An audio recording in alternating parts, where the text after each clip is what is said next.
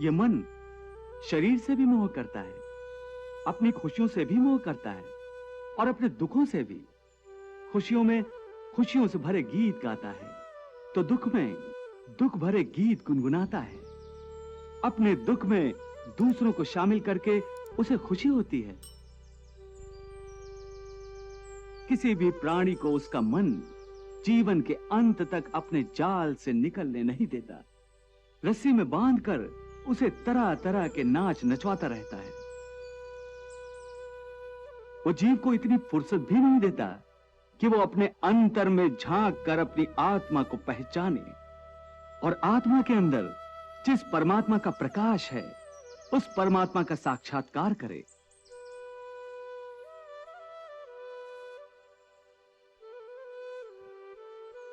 प्रभु, ये संजय कैसी उलझी उलझी बातें कर रहा है। जो उसके मन में है उसे स्पष्ट रूप से क्यों नहीं कहता? देवी, संजय ईश्वर पर आस्था रखता है। वो भगवान श्री कृष्ण का भक्त है और दूसरी ओर वो महाराज धृतराष्ट्र का सेवक भी है। इसलिए उसे अपनी भक्ति और अपना सेवा धर्म दोनों ही निभाना पड़ रहा है। ना तो वो अपने भगवान श्री कृष्ण के प्रभुत्व के विरुद्ध कुछ कह सकता है और ना ही अपने स्वामी महाराज धृतराष्ट्र की इच्छा के विरुद्ध। इसलिए वो खुलकर कुछ कहना नहीं चाहता। इस दुविधा के होते हुए भी संजय ने बड़ी चतुराई से सच बात कह दी कि भगवान के दर्शन के लिए तन से कहीं अधिक मन की आंखों की आवश्यकता होती है और महाराज धृतराष्ट्र तन और मन दोनों आंखों से अंधे हैं। संजय, तुम्हारी बातें भी श्री कृष्ण की बातों की तरह गोल मोल हैं। मेरी समझ में नहीं आती। तुम मुझे ये बताओ कि इस समय कुरुक्षेत्र में क्या हो रहा है? हे पार्थ, प्राणी के लिए आवश्यक है कि प्राणी अपने मन को काबू में करके अपने अंतर में झांक कर आत्मा को देखे। तब उस आत्मा के अंदर उसे परमात्मा का प्रकाश स्पष्ट दिखाई देगा।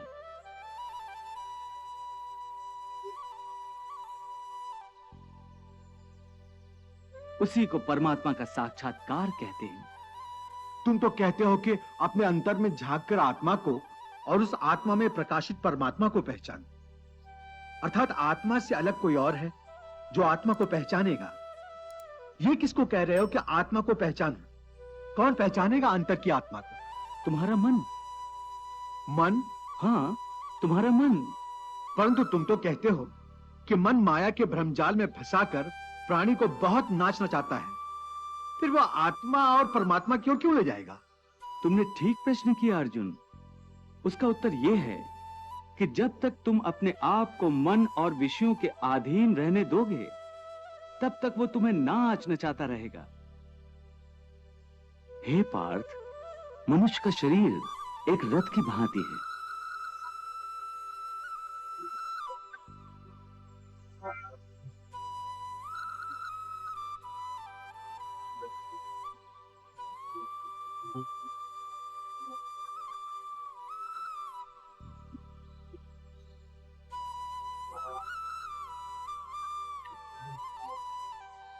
जैसे आंख, नाक,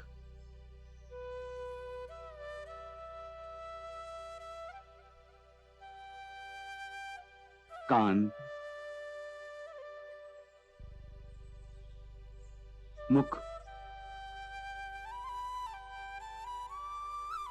जीवा आदि। उन इंद्रियों को, घोड़ों को जो सारथी चलाता है वो सारथी ही मन है। और उस रथ में बैठा हुआ जो उस रथ का स्वामी है वही आत्मा है।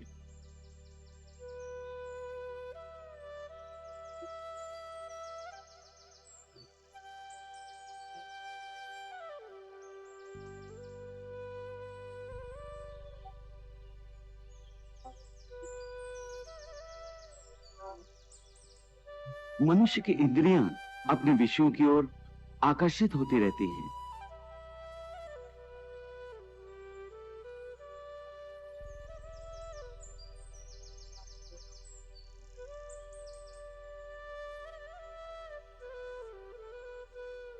और उसका मन इंद्रियों को उनके विषयों की ओर ही दौड़ाता रहता है।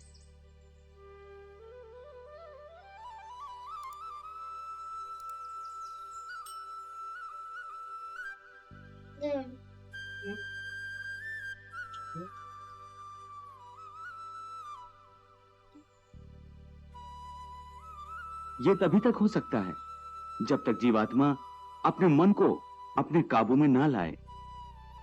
जब तक मन काबू में नहीं आएगा, वो इंद्रियों को उनके विषयों की ओर ही दौड़ाता रहेगा। विषय उनको बुलाते हैं, इंद्रियां उनकी तरफ भागती हैं और मन जीवात्मा की परवाह किए बगैर रथ को उस ओर लिए जाता है। परंतु जब तुम स्वयं मन के अधीन न रहकर मन को अपने अधीन कर लोगे, तो वही मन एक अच्छे सारथी की तरह तुम्हारे शरीर रूपी रथ को सीधे प्रभु के चरणों में ले जाएगा। इसीलिए मैंने कहा था कि मनेव मनुष्यानाम कारण बंधन मोक्षेयो, अर्थात यदि मन तुम्हारा स्वामी है और तुम उसके अधीन हो, तो वो तुम्हें माया के बंधन में जकड़ता रहेगा। और जब तुम मन पर काबू पालोगे और उसके स्वामी हो जाओगे, तो वही मन तुम्हें मोक्ष के द्वार तक ले जाएगा। हे मधुसूदन, ये कहना तो बहुत आसान है कि तुम मन पर काबू पालो, मन के स्वामी बन जाओ, परंतु यही तो सबसे दुष्कर कार्य है। हे केशव, मन तो वायु की तरह चंचल है। जिस प्रकार बहती हुई हवा पर काबू पाना असंभव है, इसी प्रकार इस चंचल मन को अपने अधीन करना अति दुष्कर काम है। हे अर्जुन, तुम्हारा यह कहना सत्य है कि मन अति चंचल है। उसे अपने वश में करना बहुत मुश्किल है। मुश्किल नहीं जनार्दन, असंभव है। नहीं अर्जुन, मुश्किल अवश्य है, परंतु असंभव नहीं है। तुम्हारा कहना है कि मन को वश में करने का कोई तरीका, कोई साधन भी है? अवश्य है। क्या है वो तरीका? असंशयम महाबाहो मनो दुर्निग्रहम चलम अभ्यासेन तु कौन्ते वैराग्येण च गृह्यते।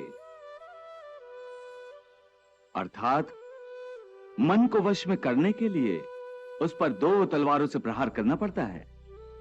एक तलवार अभ्यास की है और दूसरी तलवार है वैराग्य की।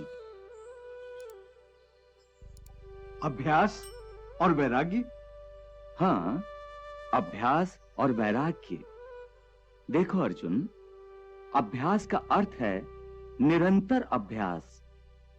मन को एक काम पर लगा दो, वो वहां से भागेगा, उसे पकड़ कर लाओ, वो फिर भागेगा, उसे फिर पकड़ो।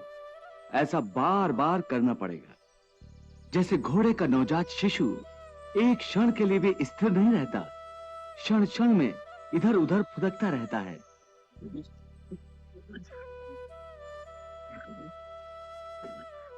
उसी प्रकार मन भी क्षण क्षण में इधर उधर फुदकता रहता है। एक चंचल घोड़े की तरह मन भी बड़ा चंचल होता है, और ऐसे चंचल मन को काबू करना उतना ही कठिन है जैसे किसी मुंहजोर घोड़े को काबू करना। ऐसे घोड़े को काबू करने के लिए सवार जितना जोर लगाता है, घोड़ा उतना ही विरोध करता है और बार बार सवार को ही गिरा देता है। परंतु यदि सवार दृढ़ संकल्प हो, तो अंत में वो उस सरकश घोड़े पर सवार हो जाता है। बस फिर वही घोड़ा सवार के इशारे पर चलता है।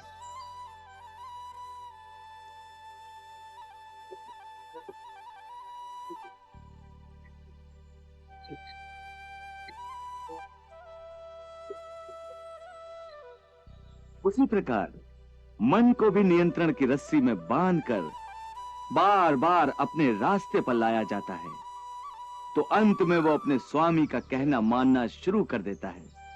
इसी को कहते हैं अभ्यास की तलवार चलाना। जब अभ्यास की तलवार से ही मन ठीक रास्ते पर आ जाए, फिर वह दूसरी वैराग्य की तलवार की क्या आवश्यकता है? उसकी आवश्यकता इसलिए है कि एक बार ठीक रास्ते पर आ जाने के बाद मन फिर से उल्टे रास्ते पर न चला जाए, क्योंकि उल्टे रास्ते पर इंद्रियों के विषय उसे सदा ही आकर्षित करते रहेंगे।